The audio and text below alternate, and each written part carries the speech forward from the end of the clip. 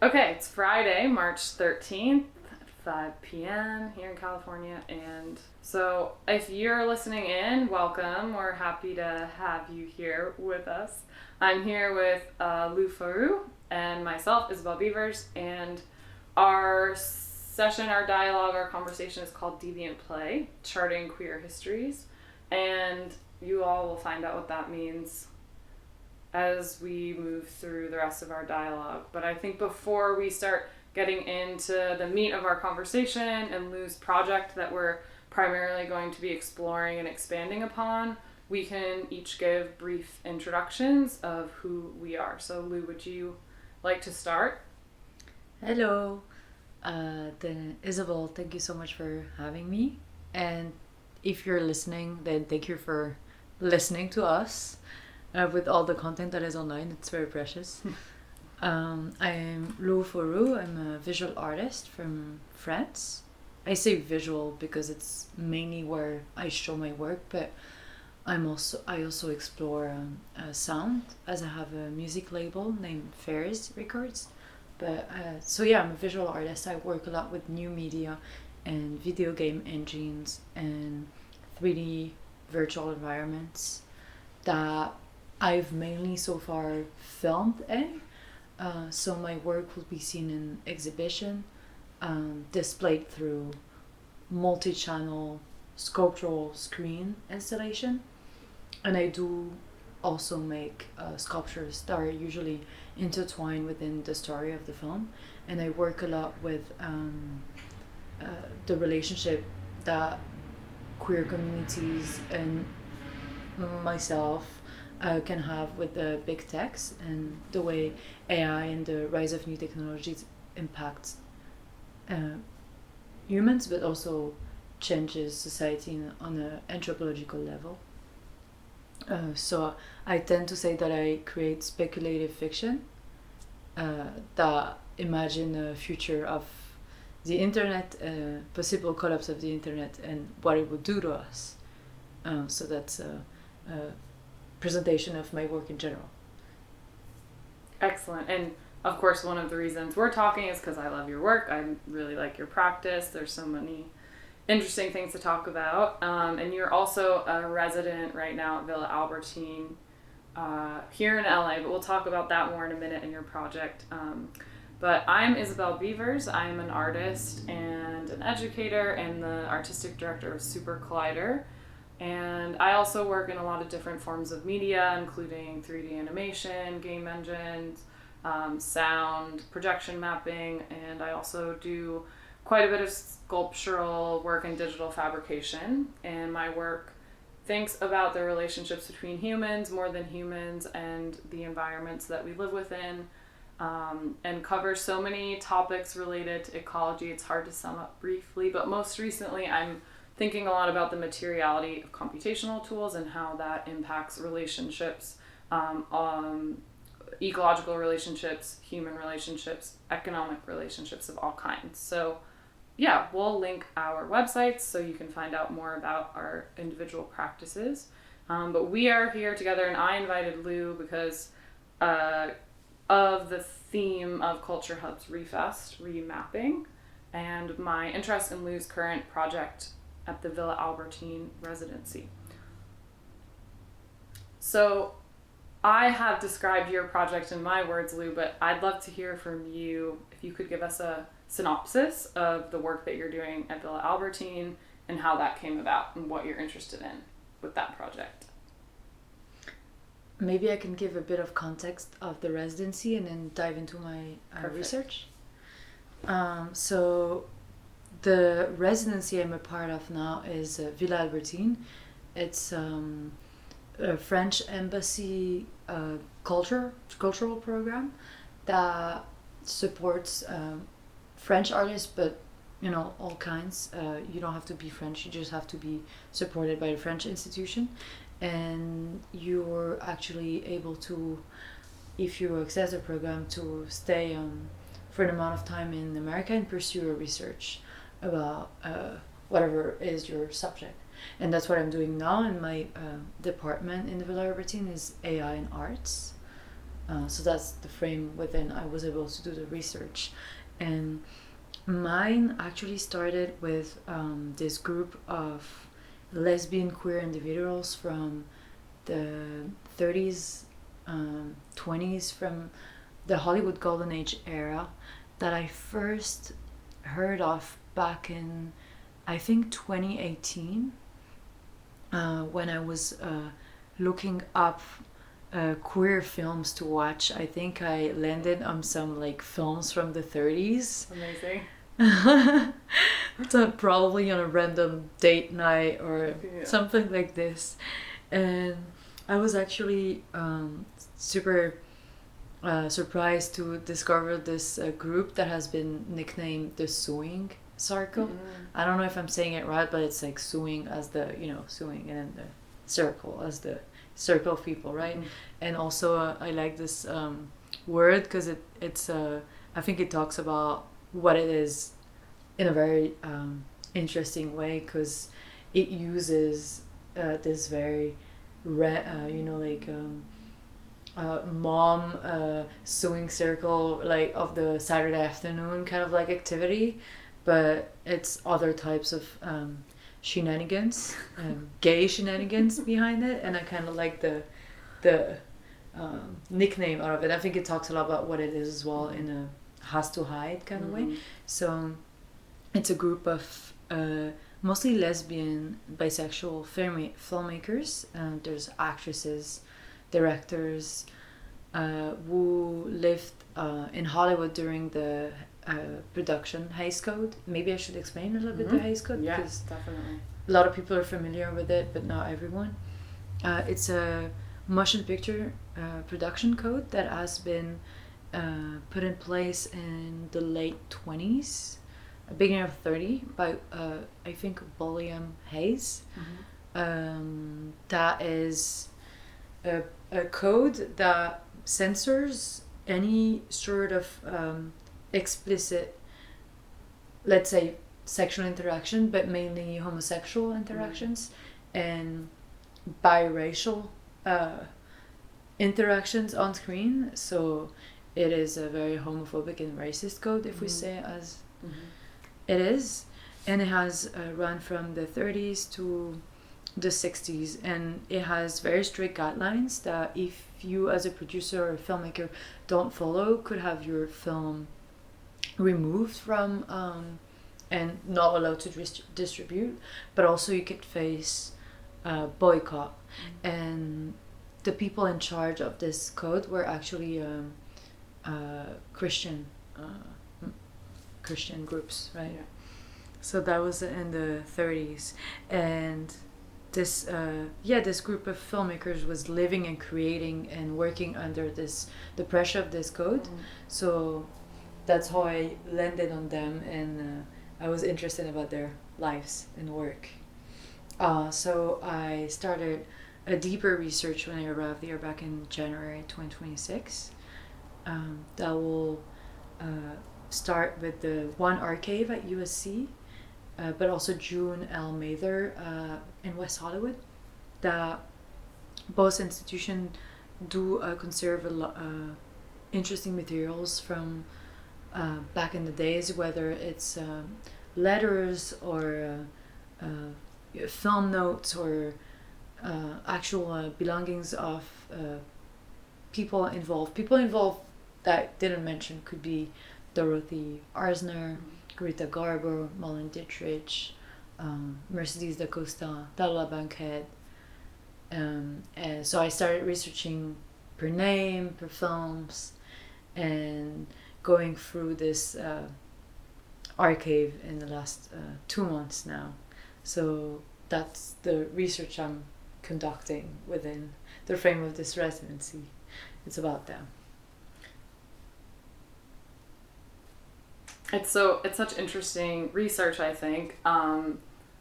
One, to be investigating all of these like hidden queer stories throughout the history of Hollywood that we might not otherwise know about.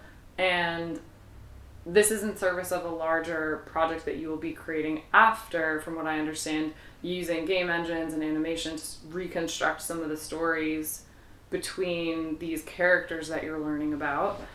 From what I understand, there's also the level of the personal histories that you're investigating with these women, the work they've created, and also sites and locations that they would have spent time in together in Los Angeles, and then bringing that all together in your own sort of speculative fictional project, which I think is a really interesting move across different timescales from the past to the present to the future.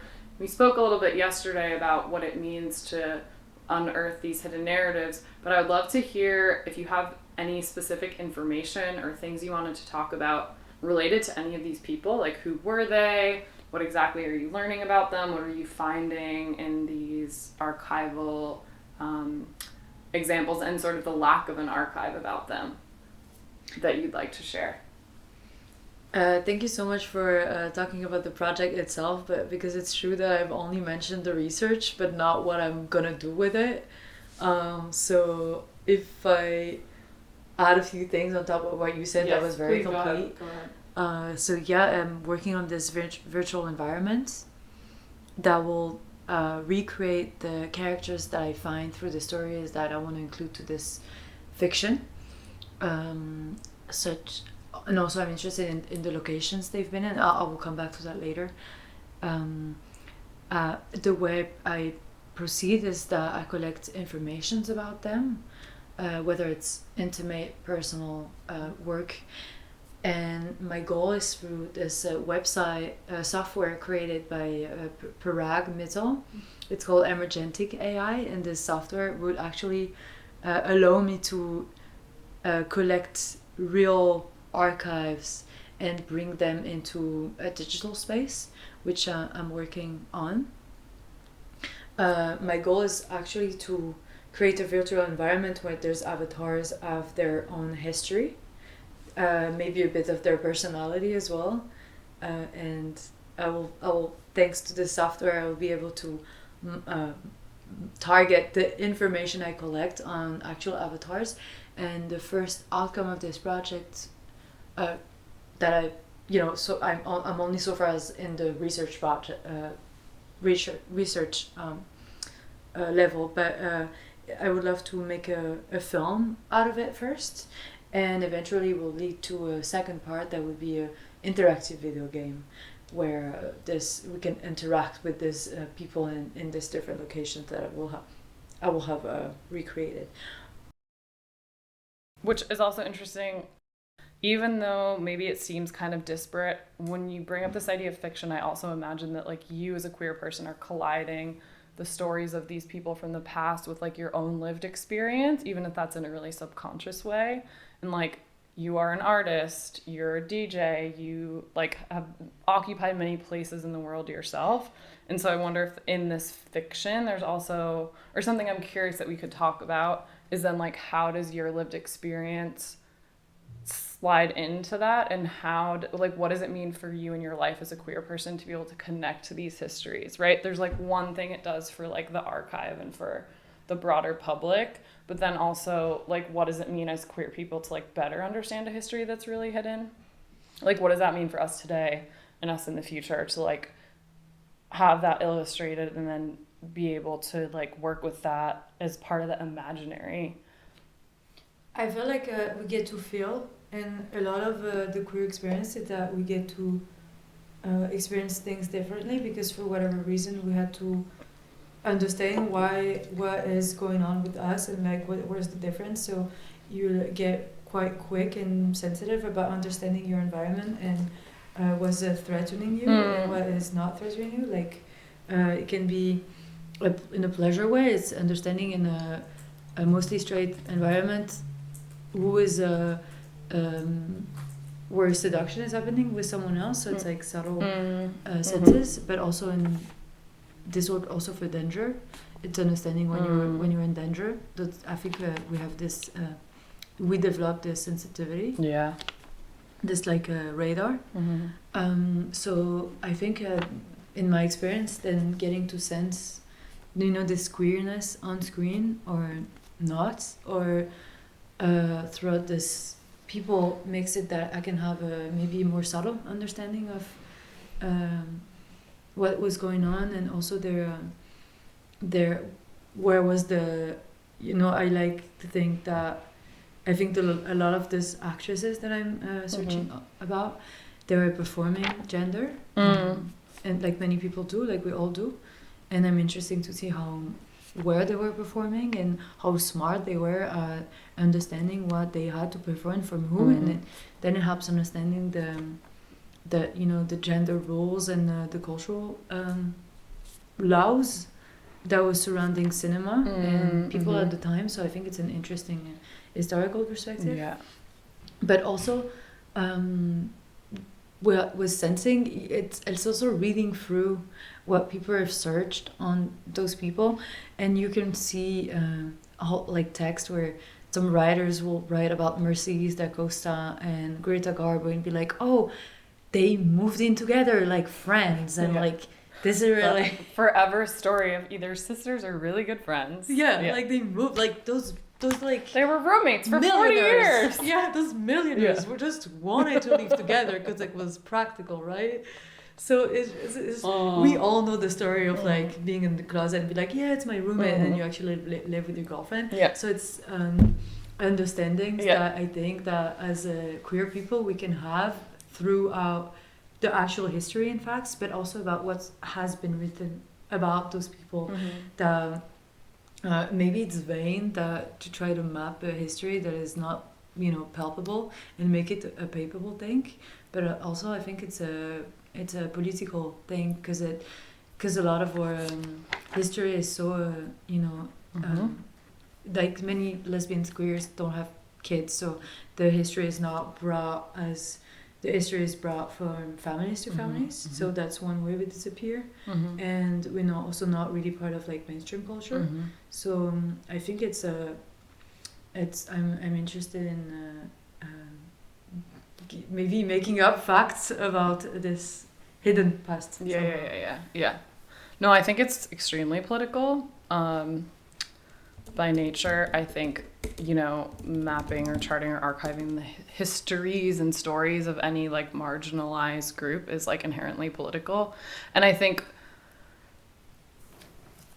especially like there's a new relevance, I guess, like recently, especially here, what's been happening like with the anti-trans laws and like this kind of backlash against queer rights after things moving forward for so long. So I definitely think that's like another place we can talk more, is like how direct of a political impulse that is for you, or if it's just like an inherent, like the impulse just comes out of you and then it just ends up being political, because like being queer kind of like is political no matter how you slice it, I think. But that was definitely something else I was thinking about. Yeah, because it feels like, you know, how history keeps repeating itself, and we see a lot these days. And from 1926 till 1956, production Hays Code was ruling the motion picture, and this code was repressing biracial representation on screen as and homosexuality at all.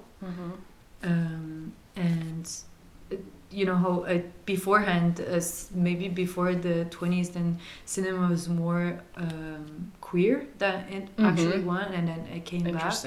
So I think at this period of time, on many levels, echoes a lot what sort of like motions we see now of trying to censor artists, because we understand the soft power and the actual, you know, fascism attached to it. So what was I going to say? How is this political? Yeah. Because then they're in searching about those people and the way they're strategically regrouped and loved each other and created under this climate. Also tells us a lot, and is also very actually up to date. It's very like contemporary issue, even though it's 100 years old. Yeah. But you were asking about. Sorry, I slipped a little bit away from your question and went back to the actual synopsis of the story. You were asking about the these characters. Yeah, what are you finding out about them? You mentioned a few names earlier, but I'm so curious, and we've already had some conversations that I thought were really interesting about what you're finding, where there's a lack, how you're stitching together these histories. So maybe if there's anything you want to expand on. The main person I've been searching about is Dorothy Arzner. She is a filmmaker from Hollywood Golden Age era as well, and she's one of the few who was successful as a silent film director and made it to talkies, to sound films as we know Talkies. them today. Great name. And I'm interested in her career and how she was able to navigate this male-only world and how she was able to make a place for herself. But also, when I'm finding out, when I look up Dorothy Arzner, Alla Nazimova, those are the people that are the key hub and the community hub of my research, is that they were, whenever they had the opportunity, you can tell how they gathered teams and crews of, their lovers and exes and friends. So the first steps into this research was actually, I felt a little bit like Alice Piesacchi in The L Word, and I felt like I had to draw this sort of chart of who knew each other, who loved each other, who was friend with each other, because it's also, when diving into a historical period like this, there's people who were born in the late 1890s. That's the main group I'm looking at, so it's like us, but 100 years ago. But then I will find somebody who was like born in the 20s, and in my head they all know each other, but actually they don't, because they're 30 years apart, and it's not the same bubble of gays. It's kind of like the same bubble of artists. It's not the same scene anymore. So it took me a bit of while to see that some of them actually knew each other really well and had mutual friends, but actually did not. There's no traces of them actually being involved. So I had to chart a little bit this relationship map and see how all of this was working. It helped me understanding more precise bits of history as well through this lens. Then Dorothy is a key person of this research because she's been behind so many films and was such an important director, and also the feminist icon that she is. She was also a person that was very concerned with and very interested in technology, but like technique in general, and how some tools have been emancipatory for women and working women at the time.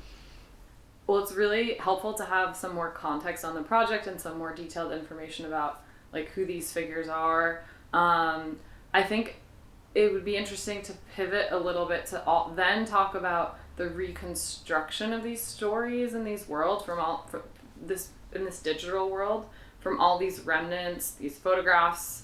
I know you mentioned you have pieces of letters that had been written between them, which is really interesting.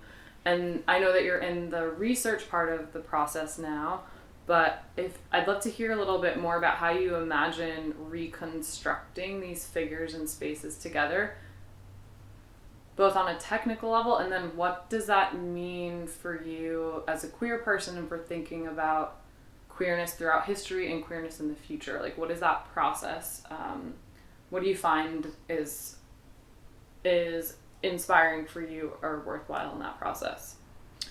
One thing I was thinking of that is interesting is that whenever, like, your previous question was quite open and about who I find and what I find, and the person that I've talked to you about, it's actually one of the person that is the most famous and that has the more legacy, and whose work has been mainly widely distributed, and her archive and her legacy is actually still supported, and it's actually supported by Jodie Foster. Thank you, Jodie Foster. Jodie, we love Jodie. We love Jodie. Of course, it's another lesbian who's taking care of that, because who else would? Yeah. But then immediately I told you about de-territorialize now, because I've found so much materials, and it's not even that much materials, but compared to the other, I find so much materials. She took so many photos.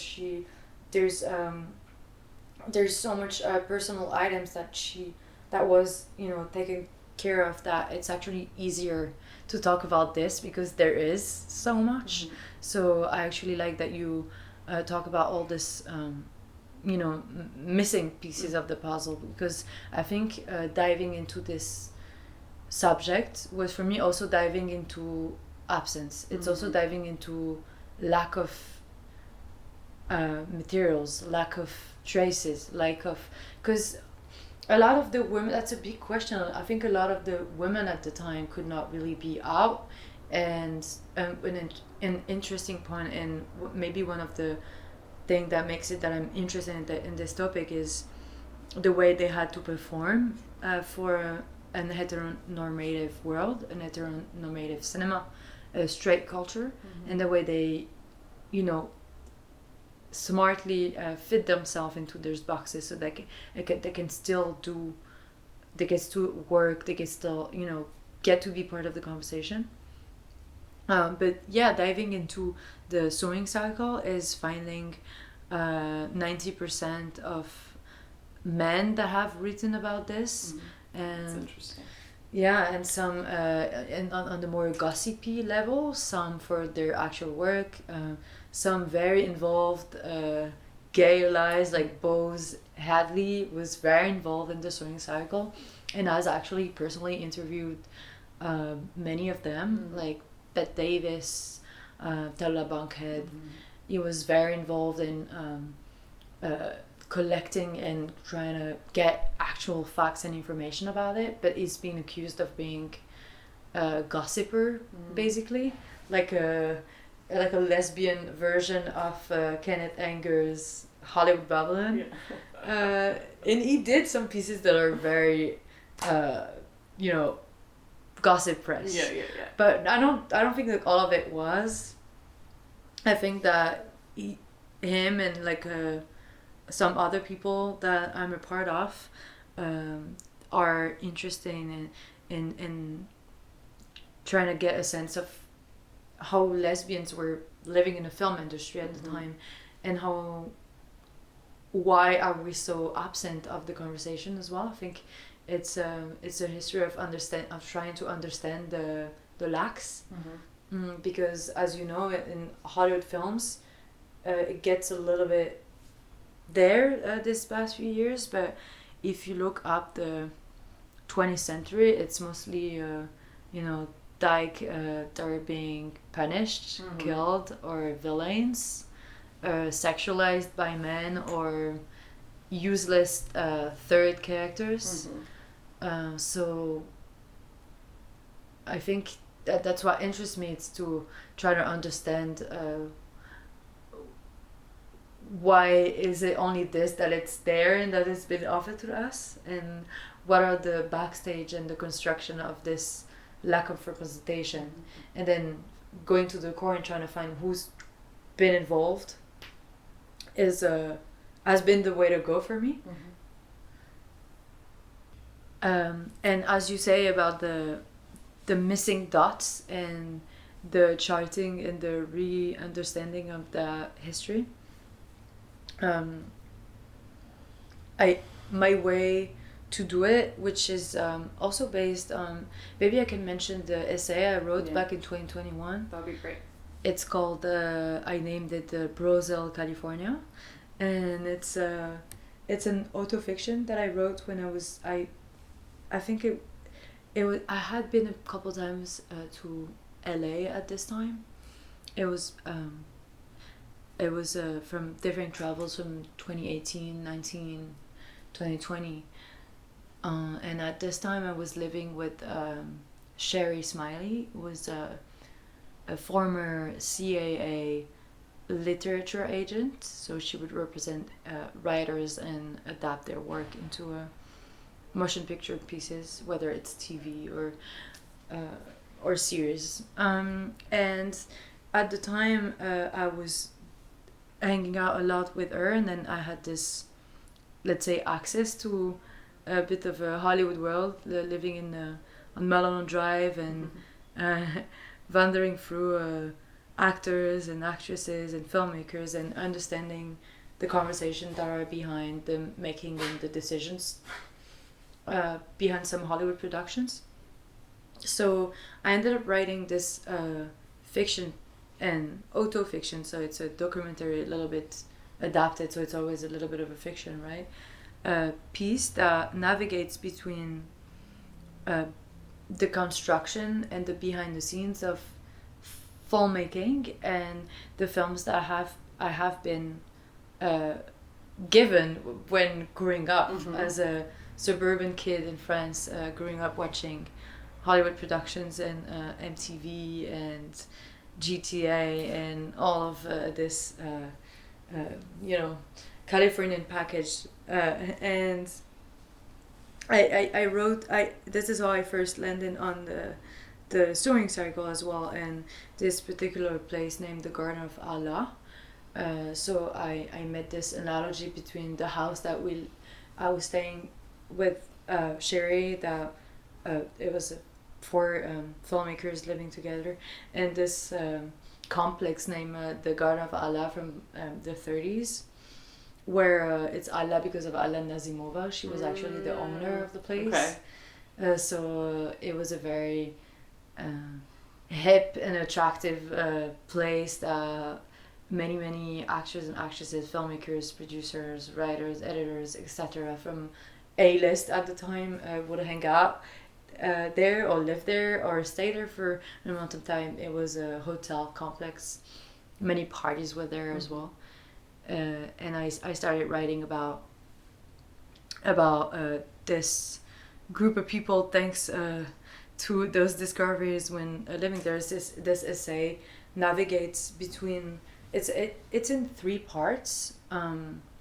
So it navigates between the making of the image and the final product of the image, and me as a kid and me as a young adult in this world, and the confrontation of all that, right? And the different chapters, the first one will try to draw a picture of what are lesbians dykes represented in films, whether it's Basic Instinct, how women, whether it's a platonic or romantic relationship between each other, will have been pictured and stared or directed in films. And the second is how you make those images yours, growing up with this representation that is very important for self-development and finding your peers, because as we say also when talking to each other, we all know what it is to grow up with no queers, no gays, no one that is like you around you, and how it can make you very lost, and how this imagery is actually very important to find some marks and understand a bit who you are and who you can be as well. So the second part in trying to understand how you make those images yours, how you appropriate this representation. And the third was actually an opening that is that will loop back to your question. Sorry, a very long quick detour, not a quick detour. As in, what is the future of our representation? And I say our, it's complicated because we all have different identities, but what is the future of possible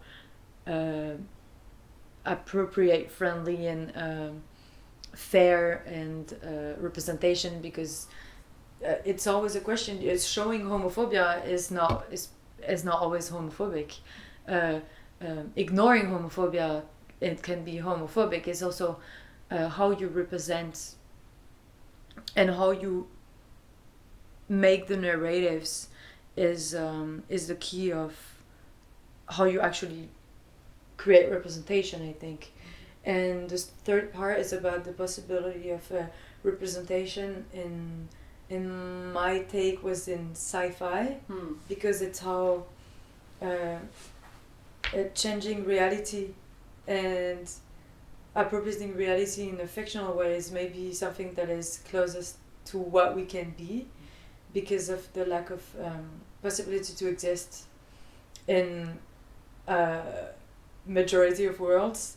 Then fiction becomes fiction and deformation, it becomes a home. And I really love this episode of Black Mirror, San Junipero, and it led the opening of this idea that I got, that maybe future of queer representation is one thing, it's sci-fi and fiction and all of this, but the other point I think was important to me is how it's making it part of the conversation without being a exotized subject. I think that a lot of the pieces that we can find that are mainstream are a lot about it's always a narrative arc of coming out of the closets, right, or the actual subject of being rejected or being or the actual subject of being gay, whereas being queer implies so many different walks of life and so many different realities that are complex and that have poorly been explored.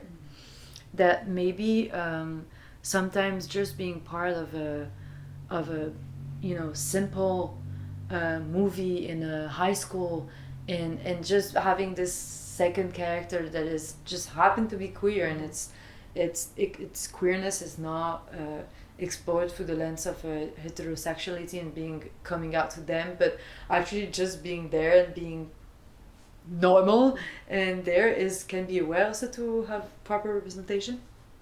So I think that was my two outcomes were just being not a topic and just like, let's do a Marvel and have a bunch of like queers in it, and it's like not a conversation, and maybe also just make a completely different, like the last A24 Love Lies Bleeding with Kristen Stewart, I think is a good example of that, because it starts as just two people meet in a gym, and this and then it ends up being this crazy sci-fi and I'm sorry for people who didn't see it, I'm not gonna spoil the whole spoilers alert.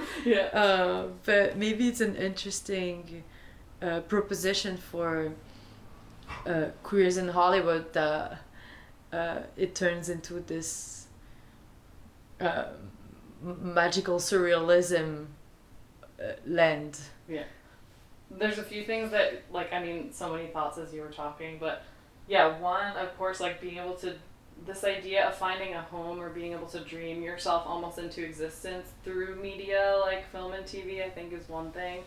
Also this idea that like the plot doesn't have to be a coming out story or like someone experiencing violence because they're queer in some way, but stories with a different type of nuance, which also made me think about one of the other points you're investigating, which is this idea of like, what are the traces or the marks that are left by queer media makers?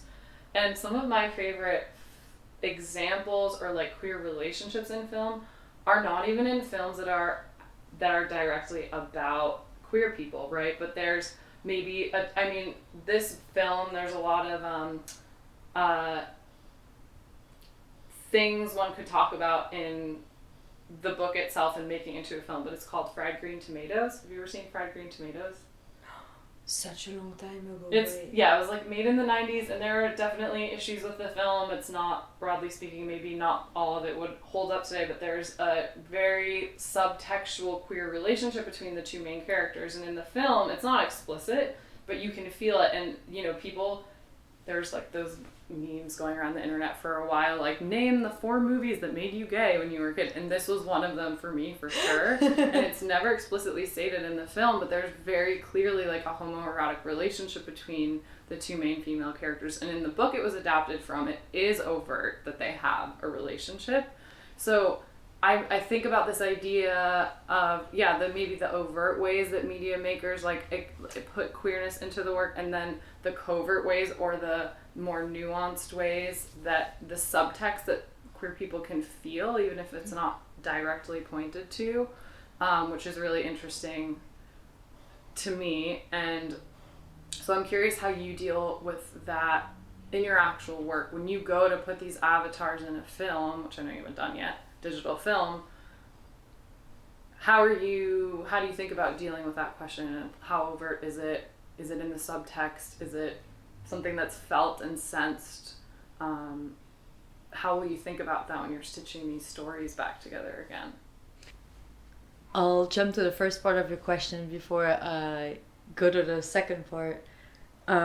You mentioned the tension of seeing this platonic relationship between two characters on screen, and I think this has been theorized by Teresa de Lauretis, but also Ruby Rich. And they call that homosociality. It's the idea that a deep and sensitive relationship between two women is also has some, let's say, queer doors to it that we can feel, and that is also a way of making us feel included and talked to throughout representation, but also then is coded in a way that can be completely straight passing. So then, you know, films like this will have a wider audience and become bigger films, but then the little queers in some small towns could still be able to see it and maybe feel it, and that's important as well.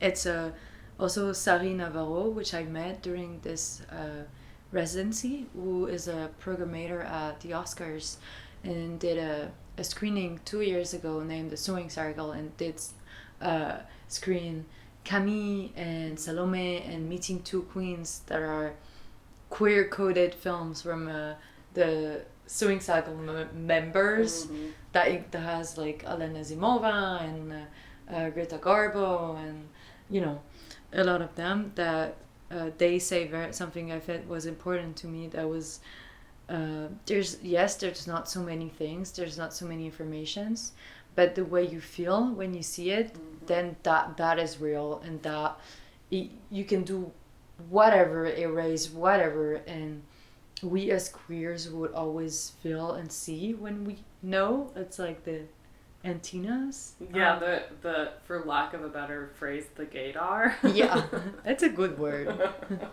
And the second part of your question was how do I in your own incorporate that in my piece?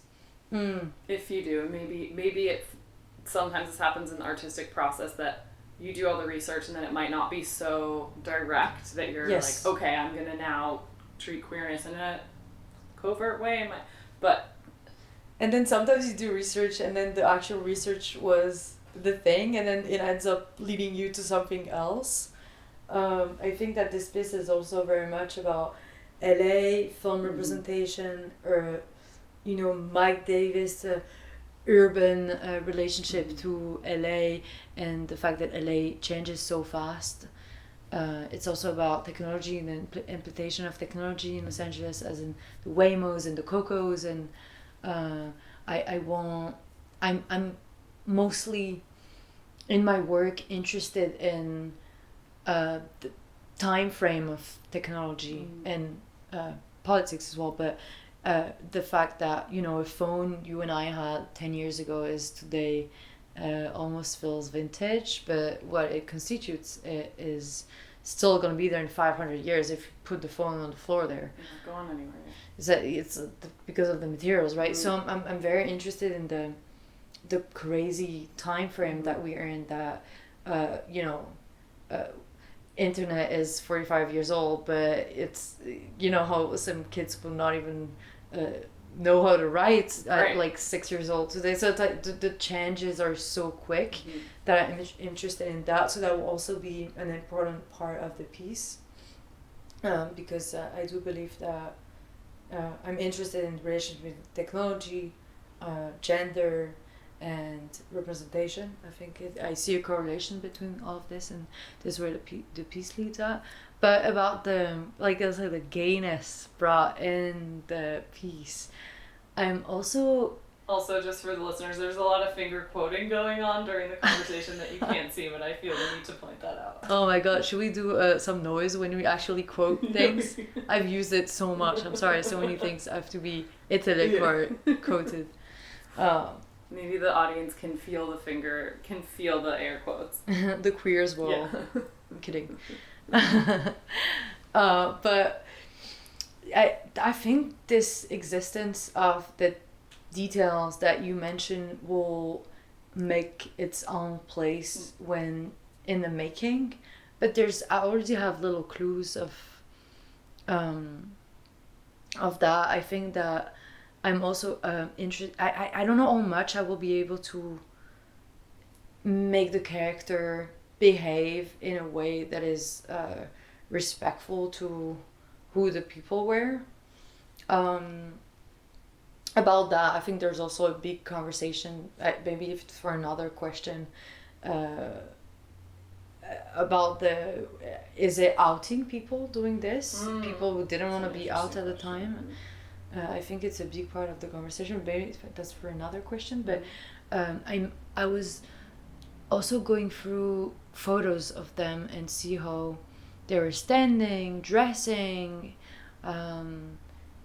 they were presenting themselves, and I will try to make a respectful picture of them, because a lot of them were actually little queer fashionistas and were pulling ties and suits and some dresses, but also I think in a queer way that is super interesting. And like Greta Garbo is a very good example of this. She's like a fashionista, but there's so many layers to everything that she wore and how she was styled and how she styled herself when she was off living in quote quote with her best friend Mercedes Acosta in her house in Beverly Hills as because they were roommates, quote quote. So there are some photos of intimate moments that you can see they were like themselves and relaxed, and they were dressing and presenting in a certain way. So maybe I will be able to bring that. We'll pause for the sirens that are about to go by. Fire departments, the dog. This city is alive. They are coyotes. This way. It's part of LA urban landscape. Yeah. Let's keep it in the. Yeah, we're just in it. The layers of architecture here.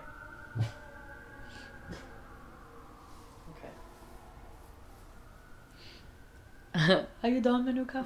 Okay, great. So yeah, it's maybe fashion is a way. Maybe I want to have them being able to interact with pieces, because thanks to the software mentioned by Parag, the emergentic AI, I will be able to bring pieces of medias into the virtual environment and have the avatars interact with them. So they will be, I could have Dorothy Arzner watch last A24 Love Lies Bleeding movie and have her react based on the data and the information I gave about her. So maybe that's a way to question their gaze, as in like Mulvey's gaze, as a question their vision as artists, as queer artists, and as like artists from the 20s as well. And yeah, so I think that could be a way. And that's something I was interested to speak a bit more about, is this concept of digital fluidity. Is that how you described it in the past? I feel like I pulled this from some of the writing about your work, or that I think some writers did, but okay. I approve. Yeah, I made a lot of sense to me in thinking about. Of course, there's many ways we could talk about technology and AI that are positive, that are negative, that are neither of those things or both of those things. But there is something interesting about being very dexterous in a lot of emerging tools in the way that you are, that can be thought of as a way to maybe resist or like push against the omnipotent tendency of some of the technological systems that we're being asked to work within. I've also, from seeing some of your other pieces, you often combine footage that you've shot yourself with digital animation, with sound, so there are real people, there are digital avatars, and there's something I think about the integration of all of those tools that seems really meaningful for your work and the way you think about it. So maybe you could speak a bit to how you think about that as a maker, pulling from all these tools, using new tools like agentic. Emergentic. Mm-hmm. Agentic is something else. There's so many new AI companies. Mm-hmm. But maybe you could speak a bit about that. Yeah. As I started working on my pieces, my means were and are still quite limited. So intuitively, I collected a lot of what already existed. From, I think you mentioned the piece What Remains. Yes. What Remains Genesis is a film about basically the end of the world because of a digital immortality program by Mark Zuckerberg. And this piece has been made from, I think on my timeline, it says that there's 12,000 different items. So whether it's a piece of a bird singing, whether it's a video of Kourtney Kardashian that I deepfaked. So all of these little elements make the story, and I think that I have a vision of how I want the story to be, and then I go like a trash collector, and I go online and I collect all of these materials that I modify, change, and I think it's very DIY. It's again because of my production possibility, but I think it's also a way of reading through already existing archive. We live in a constant not the trash, but we live in the vestiges of our society constantly, whereas it's in the physical space with all leftovers that all the trash that we create, but it's the same online. Mm-hmm. There's videos that have been viral, that have been seen millions of times, and that just disappear in the conversation, but they're still stored somewhere. They're still there. Mm-hmm. And the way I crafted my first works, maybe it's a little bit less the case now. I do it more from scratch, but I'm still always, as I love to collect. Is what I'm doing for this piece, Diamond and Dust. We didn't name it, but the project I'm working on is Diamond and Dust. I love to collect and extract and stick together and make links.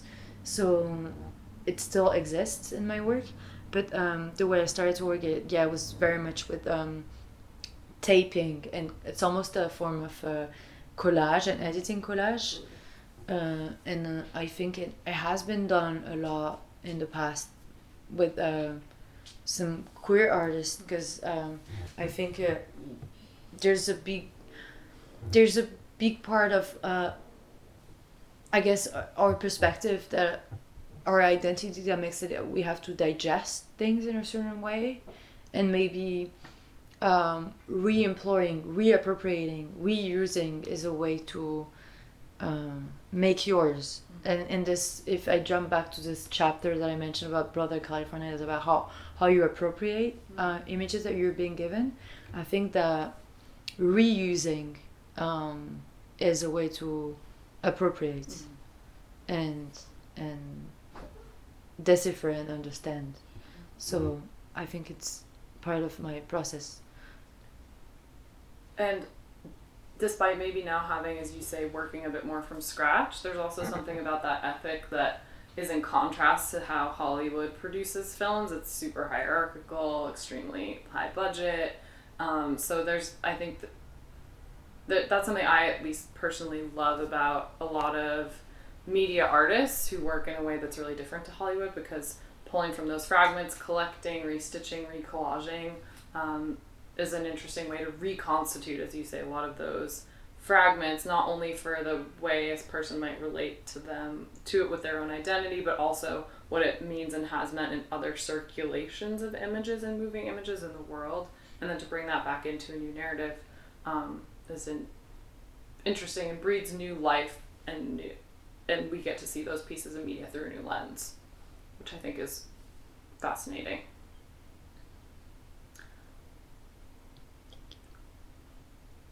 So we've been speaking for a while now. I think we've covered a lot of topics. We talked about remapping histories. We talked about the archive and adding back into the archive. I think one other question I would like to ask you is, in thinking about the fact that this idea of charting or mapping histories, you know, this is not a new concept that we're coming up with. It's something that's happening in your project, for sure. And so the research and the work seems to match kind of nicely with this idea and this way of thinking about the value of remembering and retelling histories in service of a new speculative fiction, right? So I think what I'm curious about is, what are you finding that maybe is new or that does feel new in the project, in the midst of all of this collaging and returning to history and thinking about figures from the past?